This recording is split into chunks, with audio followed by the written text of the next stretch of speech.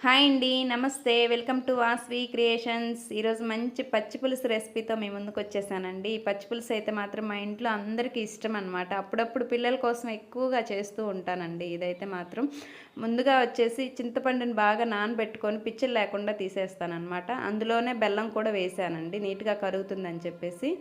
ముందుగా ఎండుమిరపకాయలు అయితే మాత్రం వేయించుకున్నాను. పచ్చిమిరపకాయలైనా వేసుకోవచ్చు, అది మన ఇష్టమండి. నేనైతే ఎండుగారమే వేస్తాననమాట. బాగా వేయించి దాన్ని కారంగా చేస్తాననమాట.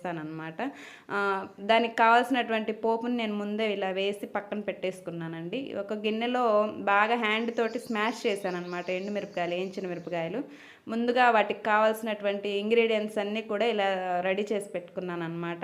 అదే కారంలో సన్నగా తరిగినటువంటి వెల్లుల్లిపాయలు, కొంచెం కల్లుప్పు, మిరియాలు, దంచిన మిరియాలండి. మిరియాలైనా వేసుకోవచ్చు, పొడైనా వేసుకోవచ్చు. నేనైతే పొడే వేస్తానండి. పిల్లలు తినేటప్పుడు తీసి పక్కన పెట్టేస్తారనమాట. అందుకని చెప్పేసి నేను మామూలుగానే తీసి పెడతానండి. ఇలా అన్నీ కూడా కలిపి వేస్తానన్నమాట. కలిపి గిన్నెలో వేస్తానండి. నీట్‌గా గిన్నెలో వేసి ఆ తాలింపు కూడా లాస్ట్‌లో ఇలా యాడ్ చేస్తాననమాట. ఇలా యాడ్ చేసి కలిపిన తర్వాత ఆ స్మెల్ ఉంది చూసారు, మామూలుగా లేదు. ఎప్పుడెప్పుడు తాగాలా అన్నట్లు ఉందనమాట. మా పిల్లలకు కూడా అలానే ఇష్టంగా తాగుతారండి ఎప్పుడు చేసినా కూడా. దీంతో కాంబినేషన్‌గా నేను పచ్చొక్కల పచ్చడినైతే మాత్రం అప్పుడప్పుడు ప్రిపేర్ చేస్తుంటానండి. దీన్ని బాగా దంచి ఇలా తాలింపేస్తానండి. ఓకే అండి. ఇంతేనండి వీడియో. నచ్చితే లైక్ చేయండి, షేర్ చేయండి. Thank you.